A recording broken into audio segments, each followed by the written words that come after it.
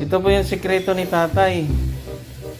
Ang ginagawa po ni tatay is binibiak niya po to, tapos kinakayod yung loob, tapos ang process po nito is niluluto. Pagkaluto, pipigain at ayun, iinumin na. Babata ka na lang 3 taon. Hala, yun na. Ayun pala yun, tay.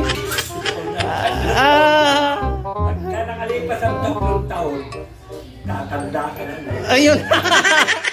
Ayun, kaya kailangan continue pag-inom, tay. Ayun na. Pag hindi nakainom na isang bisis, tatanda. Ayun na. Yung pala ang sikreto nito, miracle fruit. Yan. Miracle fruit. Ito na po yung laman nito. Yan. Yan na. Ang gagawin po ni tatay is Kakayodi na. kakayurin. Yan. Ganyan pala yan, tay. Dahan-dahan.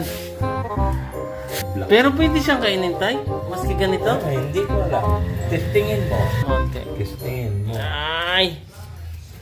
Kung anong lasa.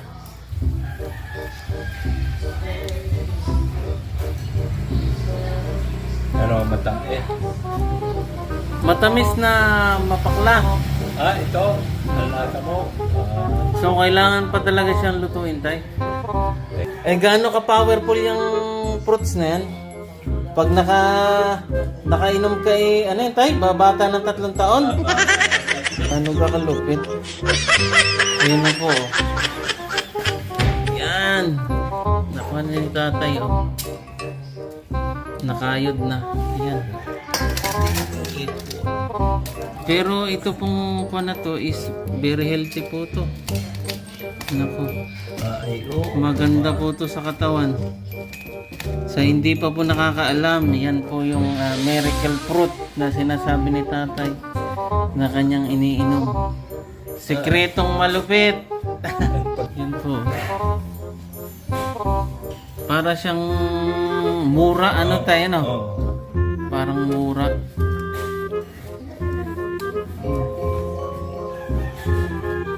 Nung isang araw ko pa pong gustong mag-video sa inyo, tayo, nung gumagawa pa, so wala, hindi ako ngayon lang tayo merong time mo. Yan na. Yan po yung sekreto, ha. Pwede nyo pong gawin to kung meron kayong mga prutas na ganito sa inyong bakuran.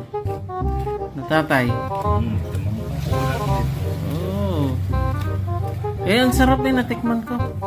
Mapakla na matamis.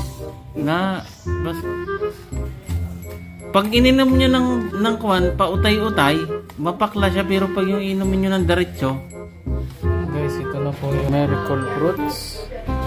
Iluto na po namin. And then, ipigain na po. Guys, ito na po yun. Napiga na po namin. So, ito na po yung miracle fruits na ginawa ni tatay. Tapos, itatry natin. Nilagay po namin sa sarap.